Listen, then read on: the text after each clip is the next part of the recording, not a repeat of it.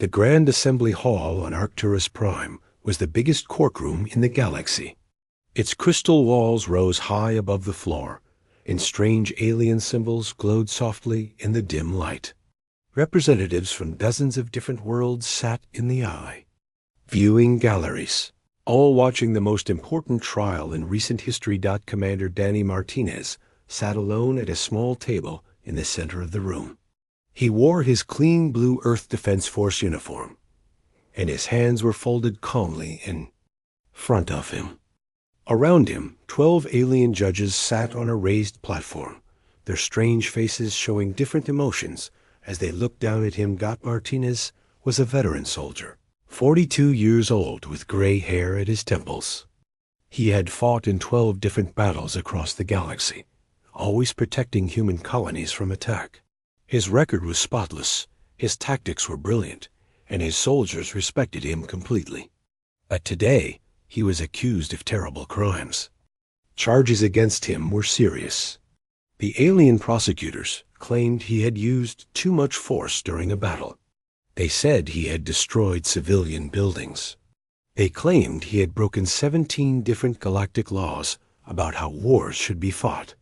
If found guilty, Martinez could spend the rest of his life in an alien prison. The case centered on what happened 3 months ago at New Haven Colony. It was a peaceful farming settlement where 15,000 humans grew food and raised their families. The colony had no military bases, no weapons factories, no strategic importance. It was just a quiet place where people wanted to live in peace. Then the Krell Syndicate attacked. The Krell were known throughout the galaxy as aggressive warriors who took what they wanted by force. They had 50,000 soldiers and 300 warships. Their leader, War Chief Vexmore, had demanded that New Haven colonies surrender everything they owned and become slaves. When the colonists refused, the Krell began bombing their homes. Was when Commander Martinez arrived with his small defense force. He had only 200 human soldiers and 4 small patrol ships. In 6 hours of fighting, his tiny force had completely destroyed the massive Krell invasion fleet. Not a single Krell ship escaped. Most of the Krell soldiers survived, but their military power was completely broken out. It should have been celebrated as an amazing victory. Instead, the Krell filed complaints with the Galactic Tribunal, claiming that the humans had committed war crimes. Prosecutor Velkan stood up to present the case against Martinez. He was a tall, thin alien with an insect-like appearance. When he spoke, his mandibles clicked together in an angry rhythm. "Honored judges," Velkan began, his voice echoing through the great hall. "Today we examine a case of unprecedented brutality. The defendant, Commander Martinez, led a force that destroyed an entire military fleet in just 6 hours. This level of destruction violates every principle of civilized warfare." Velkan activated a holographic display that showed footage from the battle. The images were disturbing. Krell warships exploded in brilliant flashes of light. Debris scattered across space like deadly rain. The massive Krell fleet, which had seemed unstoppable just hours before, was reduced to floating wreckage. "Look at this destruction," Velkan continued, pointing at the images. "How can any species claim to be peaceful while causing such devastation?" The humans used weapons of incredible power to annihilate their enemies completely. Judge Zexara, whose crystal body glowed red with anger, leaned forward. "Commander Martinez, these images are deeply troubling. Your species claims to value life and peace, yet you destroyed an entire fleet. How do you explain this level of violence?" Martinez stood up slowly. He was not a tall man, but he carried himself with quiet confidence. His voice was calm and steady. When he spoke, "Your Honor, I understand your concern about what happened at New Haven Colony. I am prepared to explain exactly why my actions were necessary and legal under galactic law."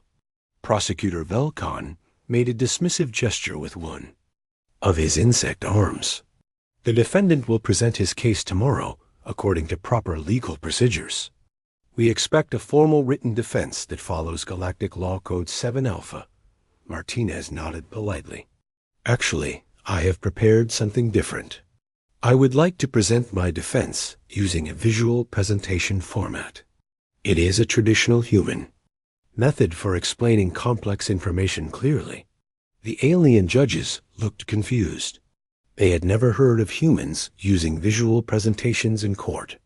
Most species presented their legal arguments through written documents or formal speeches. The idea of using pictures and diagrams seemed primitive to them. Judge Thymus, a gaseous being who lived inside a containment suit, flickered yellow with curiosity. What exactly do you mean by a visual presentation? I have created a detailed analysis of the battle using charts, graphs, and timeline data, Martinez explained. This will allow me to show exactly what happened, when it happened, and why each action was necessary and legal. Judge Zexara's crystal body shifted to a confused purple color. Very well, Commander. You may present your defense tomorrow morning. However, we expect you to follow proper courtroom procedures. Of course, Your Honor, Martinez replied with a small smile. What none of the aliens in the courtroom knew was that Martinez had spent the last 3 months working on something that would change galactic legal history. With the help of his aide, Lieutenant Casey Thompson, he had created a 47-slide PowerPoint presentation that would prove his innocence beyond any doubt. Lieutenant Thompson sat in the gallery, watching the proceedings with interest. She was a former business analyst who had joined the military after her home world was attacked. She understood how to present complex information in ways that anyone could understand. Together, she and Martinez had built a defense that would shock everyone in the courtroom, in the Krell section of the gallery. War Chief Dexmore sat with his advisors. He was confident that the human would be found guilty. After all, the numbers were clear. 200 humans had defeated 50,000 Krell in just 6 hours. Surely this proved that humans were dangerous and violent. Dexmore had no idea that by tomorrow evening he would be withdrawing all charges and asking Martinez for military advice. As the court session ended for the day, Martinez gathered his things and walked calmly toward the exit. Several alien reporters tried to ask him questions, but he politely declined to comment. Back in his quarters, Martinez opened his laptop computer and made final adjustments to slide 23. It was a pie chart that he was particularly proud of, showing casualty rates from the battle. Lieutenant Thompson reviewed the presentation timeline one more time, making sure every slide was perfect. Sir, Thompson said, looking up from her notes, are you sure about including the comparison charts? Some of the aliens might find the data overwhelming. Martinez chuckled as he saved his presentation file. Casey, by the time I finish tomorrow, the only crime anyone will want to prosecute is the Krell's violation of basic common sense. Neither of them realized that their PowerPoint presentation was about to become the most famous legal defense in galactic history, studied in law schools and military academies for generations to come. The next morning, the courtroom was packed with even more observers than the day before. Word of the humans' unusual defense method had spread throughout the galaxy. Representatives from dozens of worlds wanted to see what Commander Martinez would do with his visual presentation. Martinez walked into the courtroom carrying only a small laptop computer and a compact projector. The alien judges watched with curiosity as he set up his equipment on the defendant's table. None of them had ever seen such simple devices used in a formal legal proceeding. Judge Zexara's crystal body flickered between purple and orange, showing her confusion and interest. Commander Martinez, you may begin your defense presentation. Martinez dimmed the lights in the courtroom and activated his projector. The first slide appeared on the main display screen, visible to everyone in the Great Hall. In simple, bold letters, it read, "The Battle of New Haven, a case study in appropriate response to aggressive action." Below the title was a photograph of New Haven Colony before the attack. It showed peaceful farmland stretching to the horizon, with small houses scattered throughout the green fields. Children could be seen playing in front of a school, while elderly couples sat on their porches enjoying the afternoon sun. "Ladies and gentlemen of the tribunal," Martinez began, his voice calm and professional. "Today, I will walk you through exactly what happened at New Haven Colony.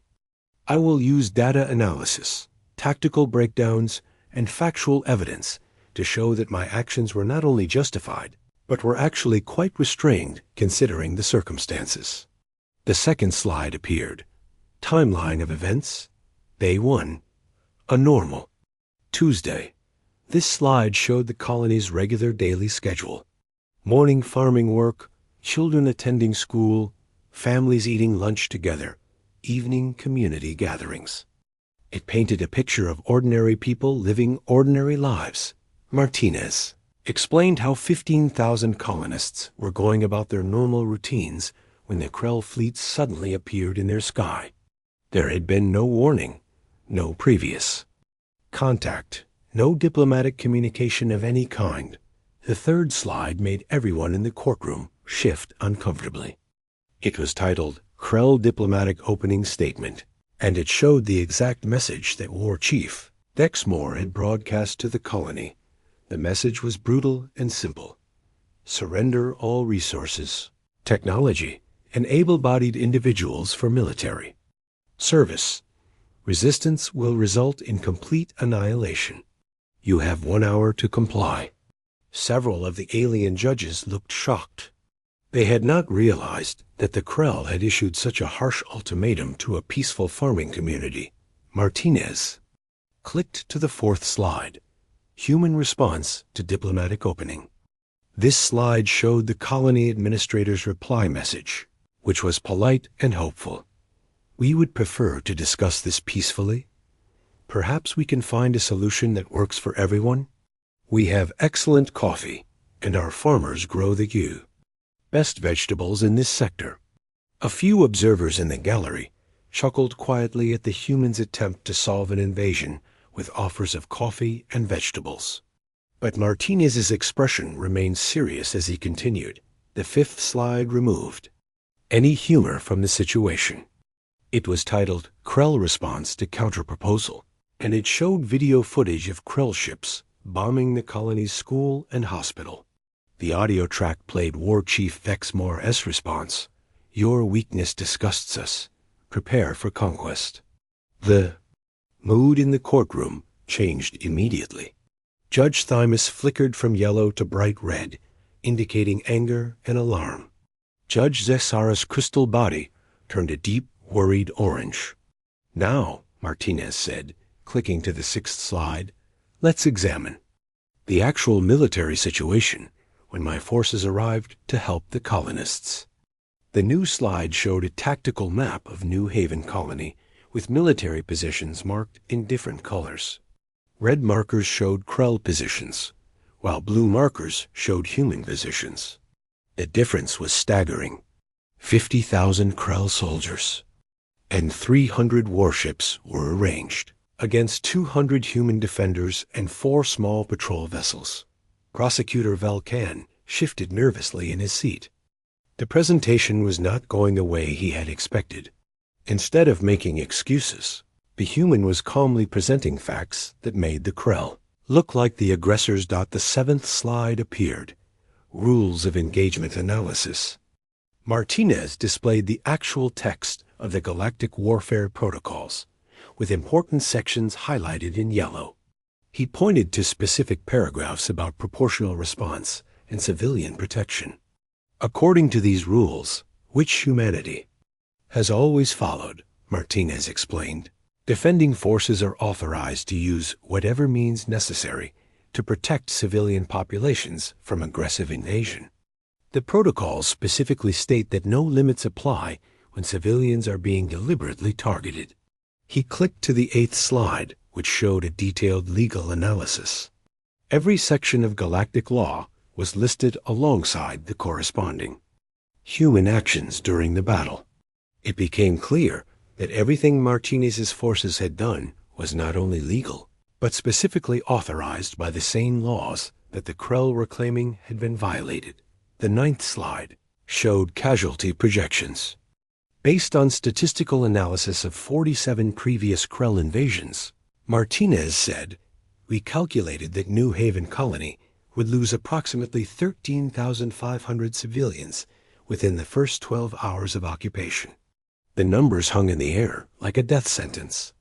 Everyone in the courtroom realized that without human intervention, nearly all of the colonists would have died. Martinez advanced to the 10th slide, Human Tactical Assessment.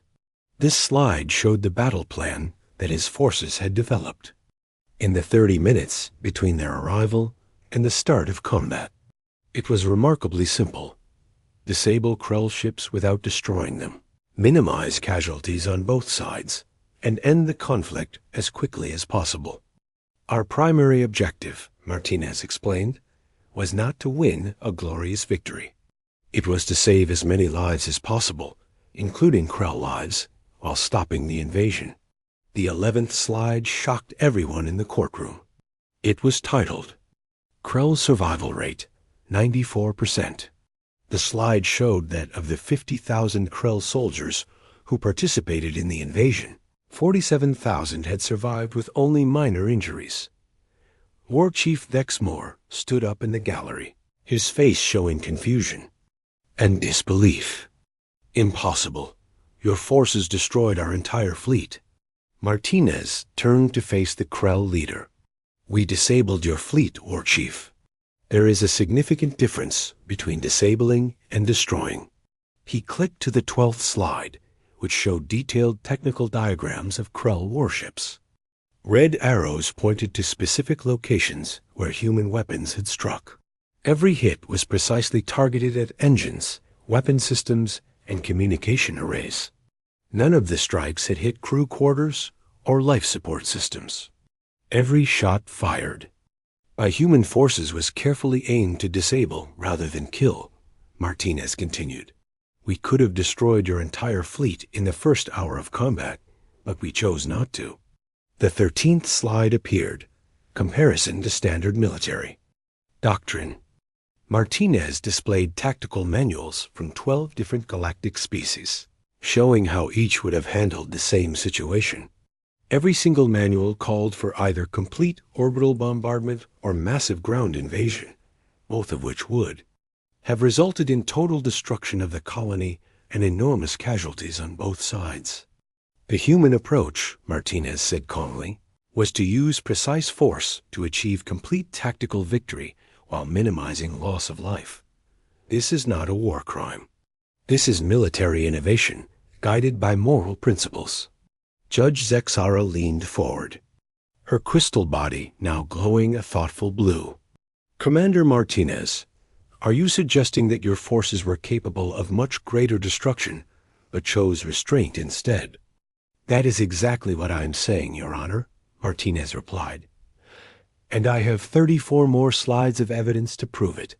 Prosecutor Velcan looked increasingly uncomfortable as he realized that his case was falling apart, slide by slide. The human was not making emotional appeals or legal arguments. He was simply presenting facts, and those facts told a very different story than the one the Krell had claimed.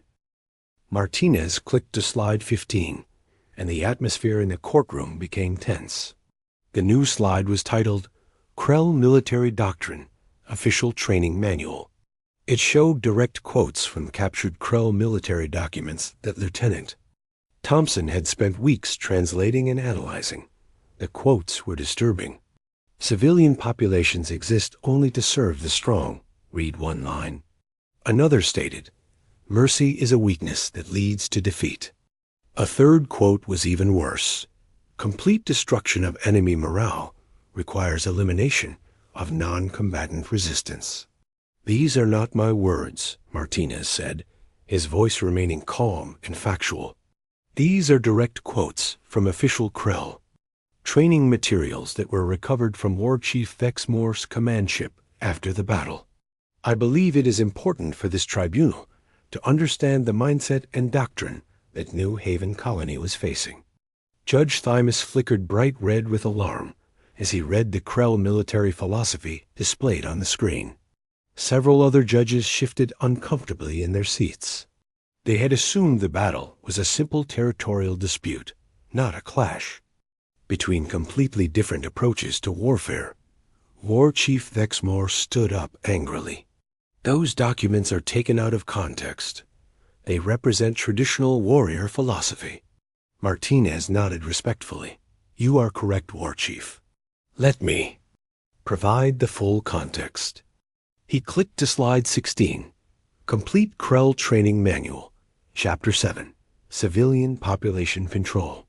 The slide showed an entire page from the manual, with the previous quotes highlighted within longer paragraphs that made them even more disturbing. A full context revealed a systematic approach to terrorizing civilian populations into submission. The courtroom fell silent as everyone read the complete text. Judge Zexara's crystal body turned a deep, angry red. Martinez advanced to slide 17. Timeline of human intervention. Hour-by-hour analysis. This slide showed a detailed breakdown of the 6-hour battle, with precise timestamps and tactical decisions. Each human action was cross-referenced with specific sections of the Galactic Warfare Protocols, showing that every engagement followed proper legal procedures. At 0800 hours, Martinez narrated, Krell forces began systematic destruction of civilian shelters, despite clear white surrender flags being displayed. Human forces responded by targeting Krell military assets only, specifically engines and weapon systems.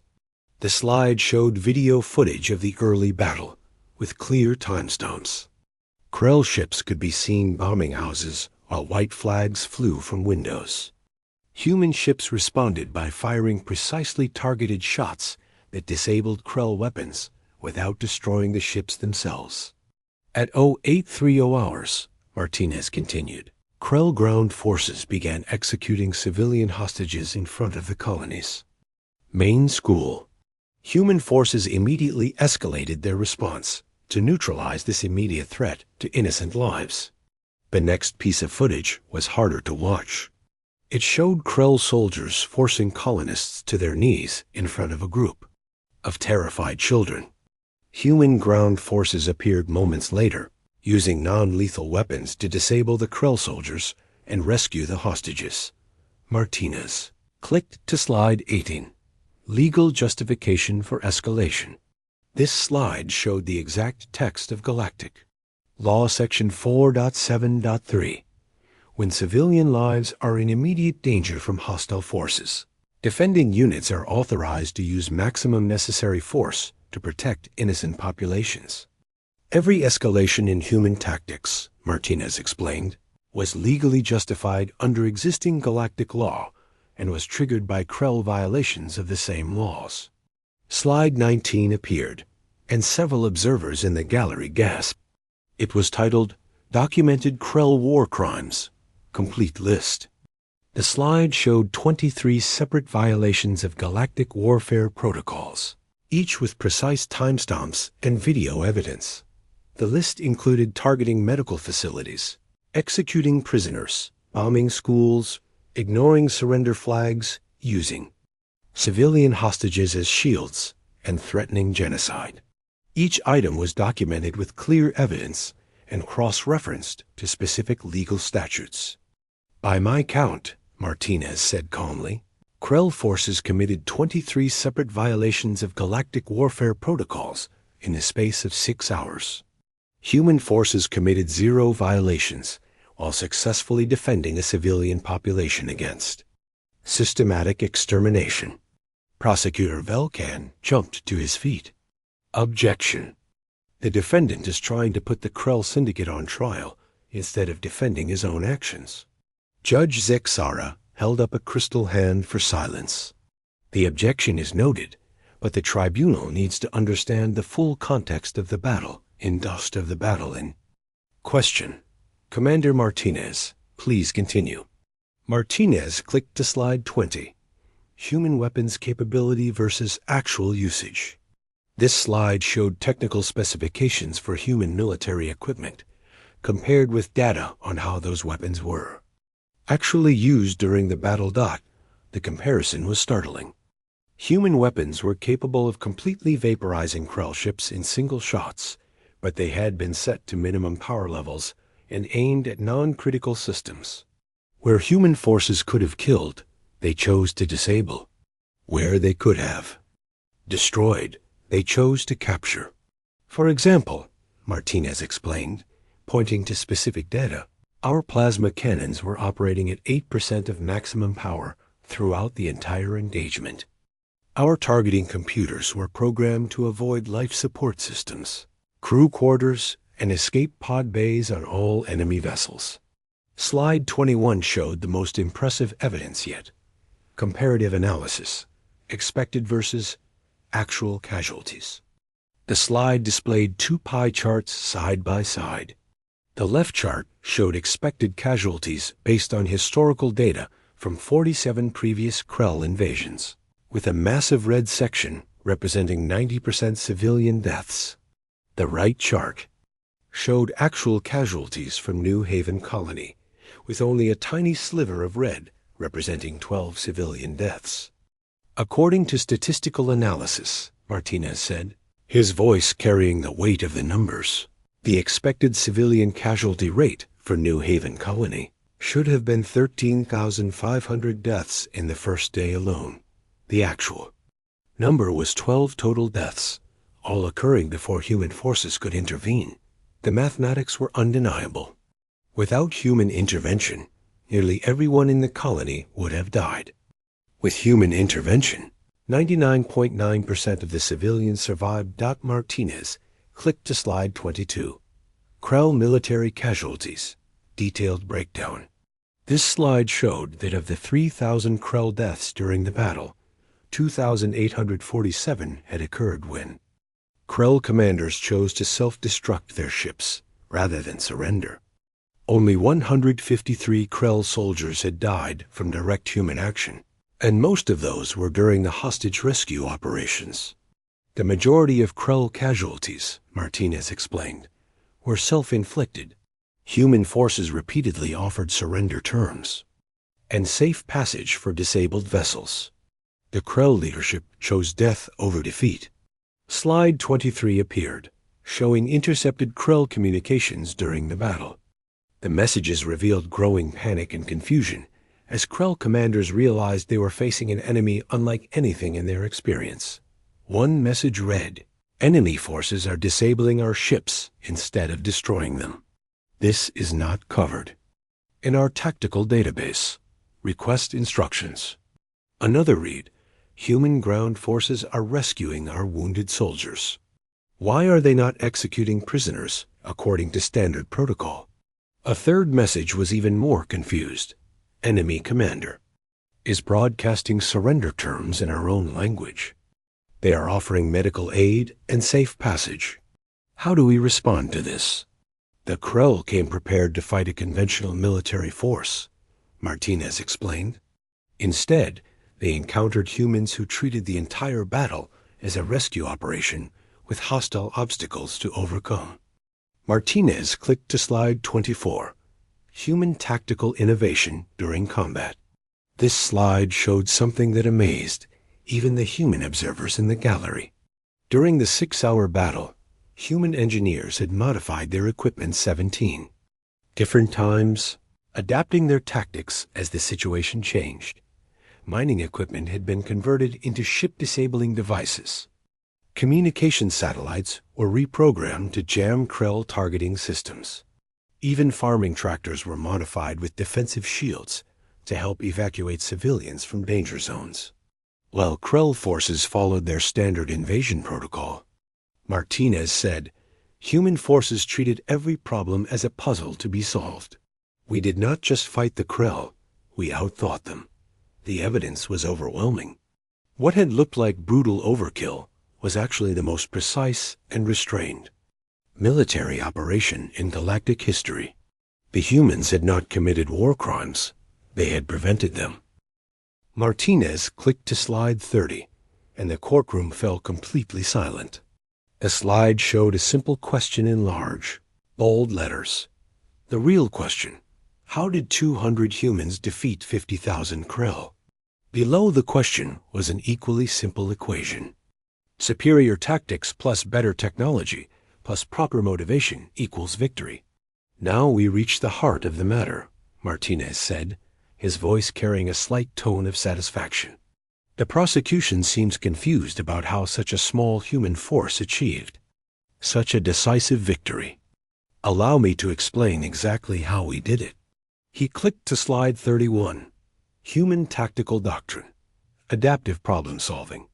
The slide showed a flowchart of human military decision-making that looked completely chaotic compared to the rigid, linear approaches used by other galactic species. Instead of following predetermined battle plans, the human flowchart showed constant adaptation based on changing conditions, while other species follow set battle plans from start to finish. Martinez explained, humans change their tactics every few minutes based on what is actually happening in front of them. Lieutenant Thompson, watching from the gallery, smiled as Martinez reached the section they had worked on most carefully. This was where the presentation would either convince the judges or confuse them completely.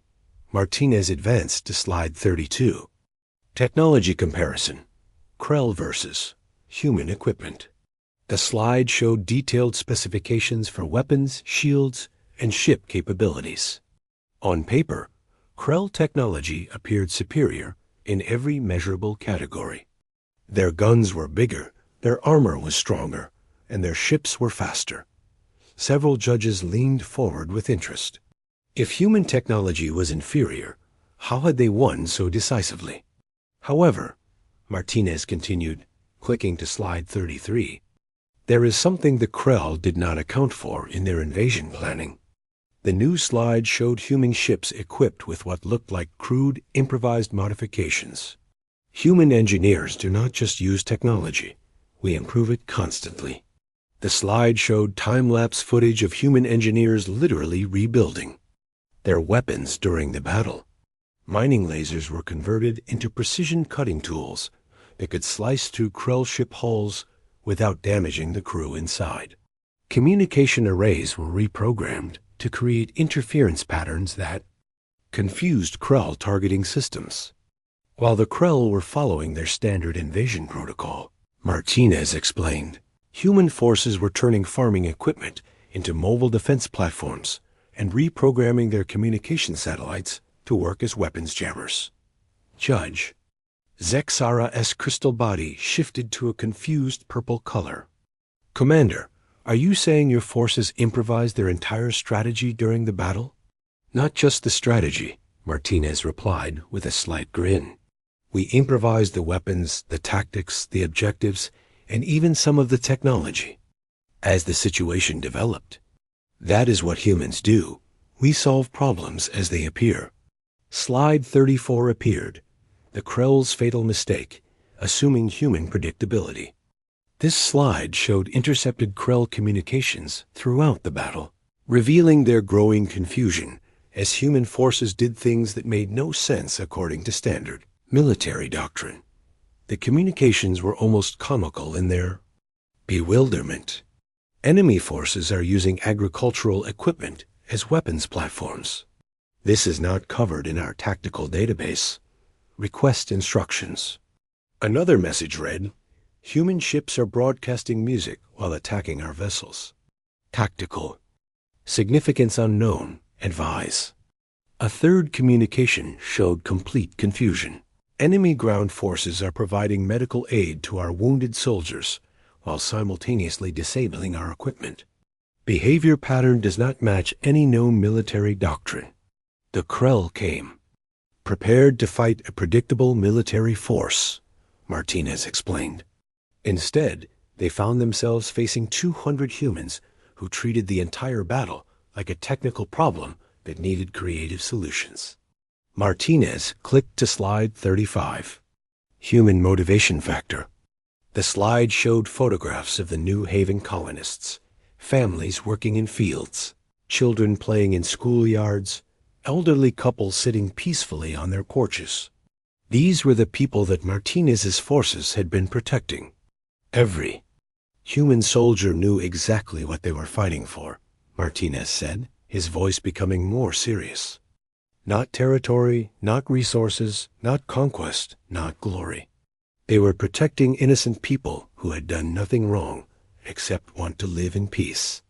The courtroom was completely quiet as Martinez's words sank in.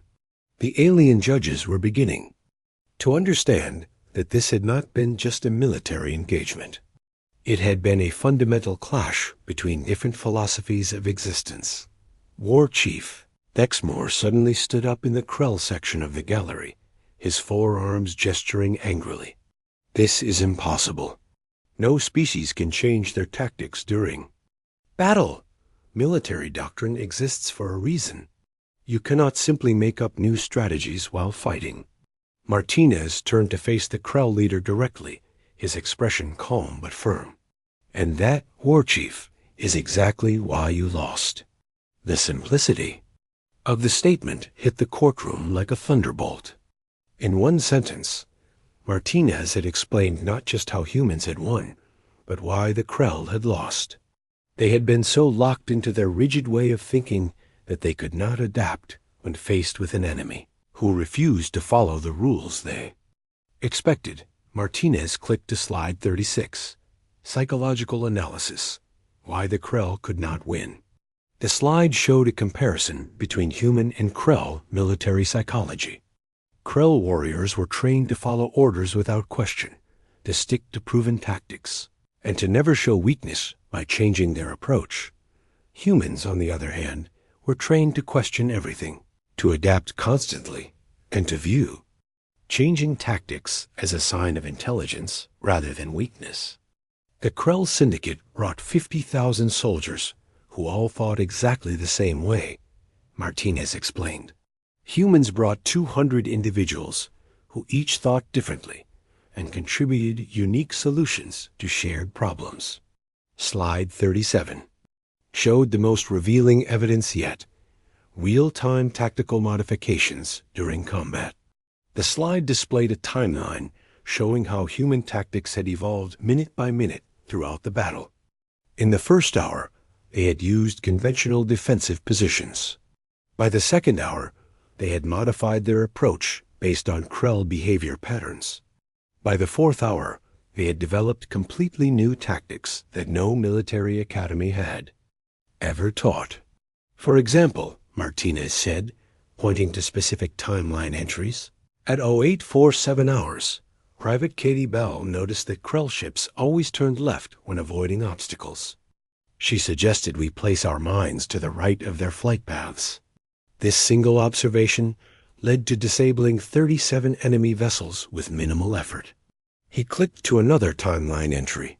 At 12:03 hours, Sergeant Carlos Rivera realized that Krell communication frequencies interfered with their own navigation systems. He recommended broadcasting specific radio signals that would cause their ships to fly in circles. This technique disabled an entire squadron without firing a shot. The judges stared in amazement at the timeline of human innovations. Each entry showed another example of individual creativity solving tactical problems in real time. Martinez advanced to slide 38. The outcome: complete victory through minimum force. The final statistics were undeniable. Human forces had achieved total tactical victory while using less ammunition, causing fewer casualties, and completing the mission faster than any comparable military operation in galactic history. Ladies and gentlemen, Martinez said, facing the tribunal directly, this was not a war crime.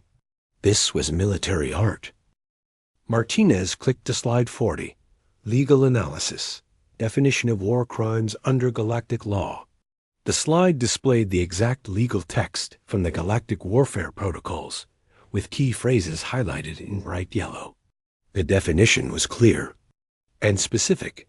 War crimes were excessive force beyond military necessity and deliberate targeting of civilian populations. "Let us examine these definitions carefully," Martinez said, his voice taking on the tone of a patient teacher. "According to galactic law, a war crime requires either unnecessary force or deliberate attacks on civilians. Let me show you how human actions compare to these standards." He advanced to slide 41, Evidence Review, Human Actions versus War Crime Definitions. The slide showed a detailed comparison chart with 3 columns. The left column listed every significant human action during the battle. A middle column showed the corresponding legal justification under galactic law. The right column indicated whether each action met the legal definition of a war crime. The results were striking. Every single human action was listed as legally justified or required by law. Not one action fell into the war crime category. For example, Martinez said, pointing to specific entries, when human forces disabled the Krell command ship, this action was legally justified under Section 4.2.1, Neutralization of Enemy Command and Control Capabilities. When we rescued Krell wounded from damaged vessels, this was required under Section 7.3.4, Mandatory Medical Aid for Enemy Casualties.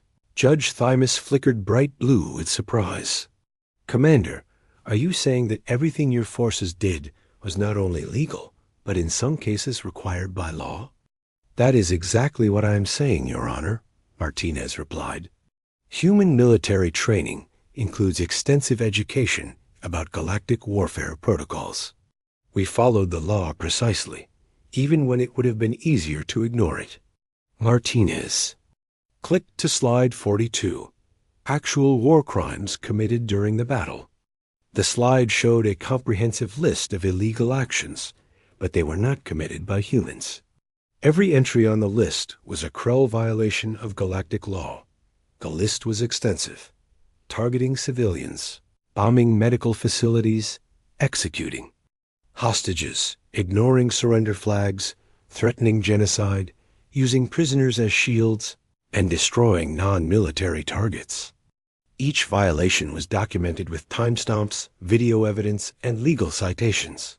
"By my final count," Martinez said calmly, "Krell forces committed 31 separate violations of galactic warfare protocols during their 6-hour invasion. Human forces committed 0 violations while successfully defending innocent civilians from systematic extermination." Prosecutor Velkan stood up desperately, his mandibles clicking with agitation. "This is ridiculous. The scale of destruction was unprecedented. No military force has ever achieved such complete victory with such small numbers. There must have been illegal weapons or tactics involved." Martinez turned to face the prosecutor with a slight smile. "You are absolutely correct about the unprecedented nature of our victory. Let me explain why that happened." He clicked to slide 43, Historical Precedent, Innovation in Military Tactics. The slide showed examples from galactic history where smaller forces had defeated larger ones through superior strategy, technology, or motivation. The examples came from dozens of different species and covered thousands of years of warfare. "Military innovation is not a crime," Martinez said firmly. "It is evolution. Every species in this courtroom has, at some point in their history, developed new tactics that gave them advantages over their enemies." Judge Zexara leaned forward, her crystal body glowing thoughtful blue. "Commander Martinez, are you suggesting that human military capabilities represent a new